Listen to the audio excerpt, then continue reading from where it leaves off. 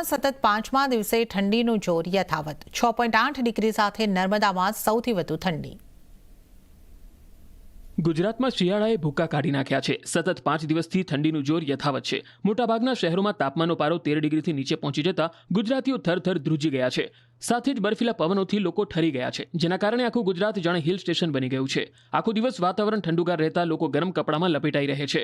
રાજ્યમાં છેલ્લા 3-4 દિવસથી ઉત્તર તરફથી બર્ફીલા પવન ફૂંકાતા વાહન ચાલકોની મુશ્કેલી વધી ગઈ। 6.8 ડિગ્રી સાથે નર્મદામાં સૌથી વધારે ઠંડી છે, જે બાદ 7.8 ડિગ્રી સાથે નલિયા ઠંડુગાર રહ્યું, તો થરાદમાં 7.9 ડિગ્રી, દાહોદમાં 8.1 ડિગ્રી, અંબાજી મંદિરમાં 8.2 ડિગ્રી, વલસાડમાં 8.6 ડિગ્રી, ખંભાતમાં 9.4 ડિગ્રી, અમરેલીમાં 9.6 ડિગ્રી, ડાંગમાં 9.7 ડિગ્રી, ડીસામાં 9.9 ડિગ્રી, ભાવનગરમાં 10.2 ડિગ્રી તાપમાનનો પારો જતો રહ્યો હતો। અમદાવાદ શહેરનું લઘુત્તમ તાપમાન 14 ડિગ્રી સેલ્સિયસ, વડોદરાનું 12 ડિગ્રી સેલ્સિયસ, રાજકોટનું 11 ડિગ્રી સેલ્સિયસ અને સુરતમાં 15.2 ડિગ્રી સેલ્સિયસ લઘુત્તમ તાપમાન નોંધાયું હતું। હજુ પણ આગામી 24 કલાક સ્થિતિ યથાવત રહેવાની શક્યતાઓ છે। કચ્છ જિલ્લા માટે કોલ્ડ વેવની આગાહી કરવામાં આવી છે। કચ્છના છેવાડાના લખપત તાલુકામાં પણ શિયાળાની કાતિલ ઠંડી જાણે પૂંછડું વીંજી રહી હોય તે રીતે સખત ઠંડીનો માહોલ છે।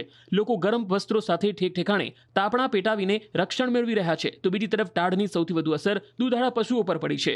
ઠંડીને કારણે દૂધ ઉત્પાદનની ક્ષમતામાં નોંધપાત્ર ઘટાડો થયો હોવાનું માલધારીઓનું માનવું છે। તો રાજસ્થાનમાં પણ કડકડતી ઠંડીથી અનેક શહેરોમાં જામ્યો બરફ। આબુ પણ થીજી ગયું। પહાડી વિસ્તારોમાં હિમવર્ષાના કારણે દેશના ઉત્તરીય રાજ્યોમાં શિયાળો તીવ્ર બની રહ્યો છે। આખું ભારત થરથર ધ્રુજી રહ્યું છે। એમાં પણ એમપી, અયોધ્યા, કાનપુર, આબુમાં ઠંડીએ 13 વર્ષનો રેકોર્ડ તોડ્યો છે। રાજસ્થાનના મોટાભાગના શહેરોમાં તાપમાન માઇનસ ડિગ્રીમાં પહોંચી જતા ઘરથી લઈ મેદાન સુધી ચારે બાજુ બરફની ચાદર પથરાઈ ગઈ છે। શેખાવતીના ફતેપુર, સિકર સહિતના શહેરોમાં પારો શૂન્ય અથવા માઇનસમાં ગગડી જતા લોકો રીતસરના ધ્રુજી ગયા છે। માઉન્ટ આબુમાં પણ જમ્મુ કાશ્મીર જેવી ઠંડી પડી રહી છે। આબુમાં પાંદડા પર બરફ જામી ગયો છે।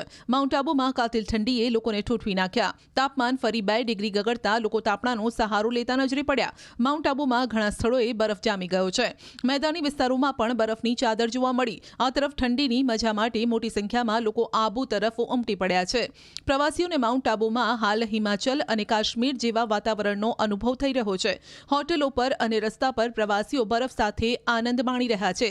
રાજસ્થાનના ઝુંઝુનુમાં છેલ્લા 4 દિવસથી ઠંડીનું જોર યથાવત છે। સતત ઠંડો પવન ફૂંકાતા ઠંડીમાં વધારો થયો છે।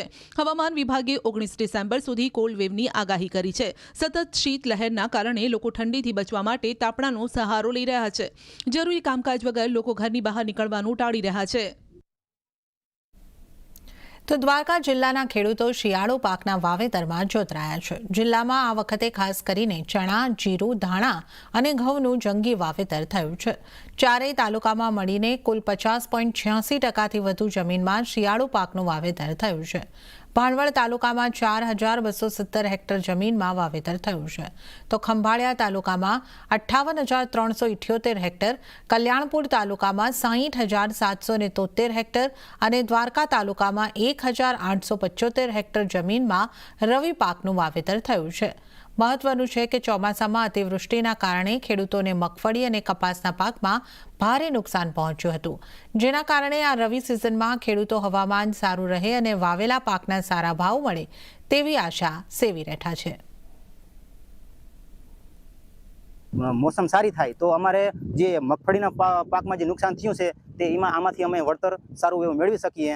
અને સરકારને મારી ભાઈ વિનંતી છે કે ભાઈ આ અમને ચણાનો, જીરુનો એવો સારો અમને ભાવ મળે। હવે જો આ શિયાળુ પાકમાં જો કંઈક ભગવાન કરે ને હવામાન સારું રહે ને સારો પાક મળે આવે તો અમે આમાં કંઈક 2 પાંદડા થઈને ઉગરી શકી।